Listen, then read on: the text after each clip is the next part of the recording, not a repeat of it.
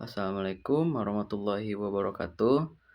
Perkenalkan, saya Muhammad Faik Al-Farizi, NPM 23082601855. Kali ini saya akan membawakan materi yaitu tentang SVT atau supraventricular tachycardia dalam blok kardiologi. Sebelum itu saya akan menjelaskan definisi dari SVT itu sendiri. Jadi SVT atau supraventricular tachycardia adalah kelompok aritmia jantung yang ditandai dengan denyut jantung cepat, biasanya di atas 100 kali untuk nadinya, yang berasal dari atas ventrikel di atrium atau nodus AV.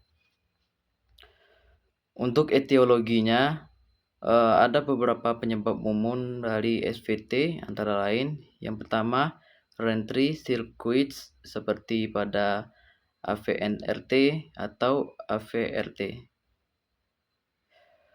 Yang kedua ada fokus ectopic atrium, misalnya takikardia atrial multivokal. Yang ketiga penyakit jantung struktural, itu biasanya jarang. Yang keempat hipertiroidis. Yang kelima efek obat, misalnya digoxin atau amfetamin. Dan yang terakhir adanya stres emosional atau fisik. Untuk faktor risikonya, yang pertama usia muda, biasanya sering ditemukan pada usia 12 sampai 50 tahun.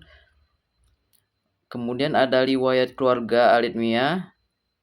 Yang ketiga, sering mengonsumsi kafein, alkohol atau narkoba. Yang keempat, gangguan elektrolit. Selanjutnya, hipertiroid. Dan yang terakhir, penyakit jantung bawaan. Untuk gejalanya itu ada palpitasi atau berdebarnya yang sangat kencang. Kedua, pusing atau hampir pingsan. Yang ketiga, adanya sesak napas. Yang keempat, adanya nyeri dada. Yang kelima, adanya kelelahan yang berlebihan. Dan yang terakhir, pingsan atau sinkop pada kasus yang berat biasanya. Untuk patofisiologi SVT atau supraventricular tachycardia itu meliputi yang pertama gangguan kelistrikannya itu terganggu. Itu berasal dari atas ventrikel, atrium atau nodus AV. Itu mekanismenya meliputi yang pertama ada re-entry, itu impuls berputar dalam sirkuit cepat, detak jantung berulang dan cepat. Kedua ada automaticity, itu sel pacu aktif sendiri di luar S anode, bisa irama cepat. Dan yang terakhir triggered activity, itu impuls tambah setelah repolarisasi, kemudian bisa jadi ritmenya yang abnormal. Kemudian bisa menjadi hasil akhirnya yaitu jantungnya bisa berdebar dengan cepat dan teratur, curah jantung menurun, dan menimbulkan gejala-gejala yang seperti saya bahas tadi.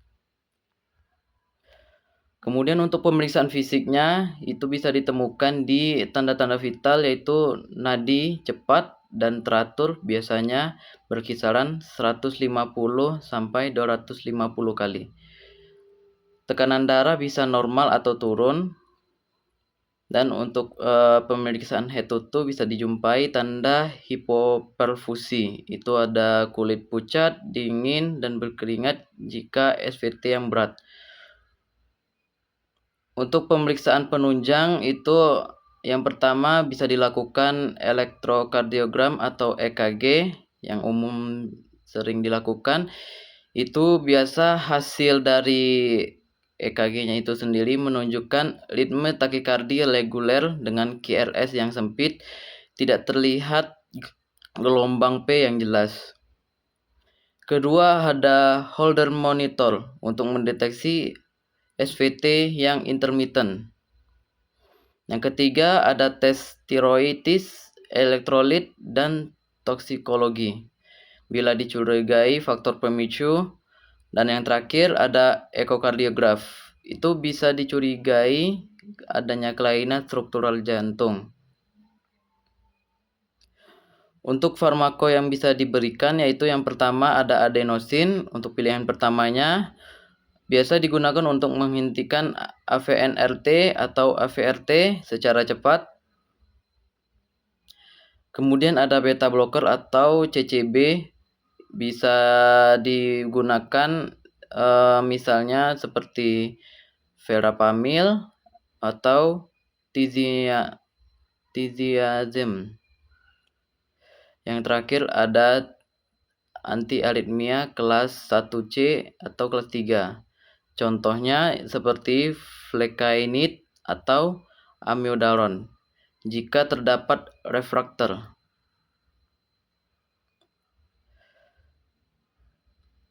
Untuk non-farmakonya itu ada manual vagal seperti manuver falsafas atau refleks muntah stimulasi vagus. Kedua ada kardioversi listrik jika stabil secara hemodinamik.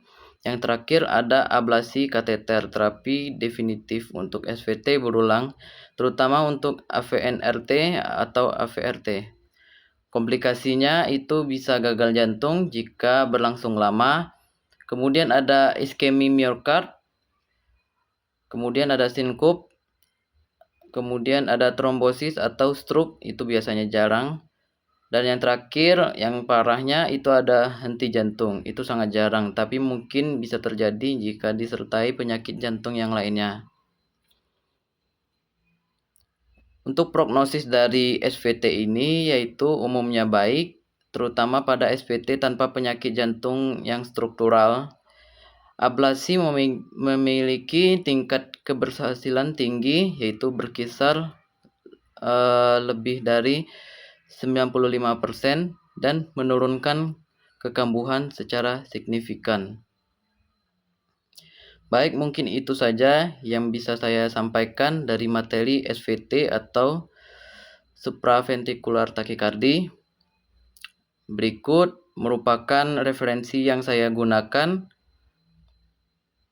Baik, terima kasih atas perhatiannya. Dari saya kurang lebih mohon maaf. Saya akhiri dengan wabillahi taufiq wal hidayah. Wassalamualaikum warahmatullahi wabarakatuh.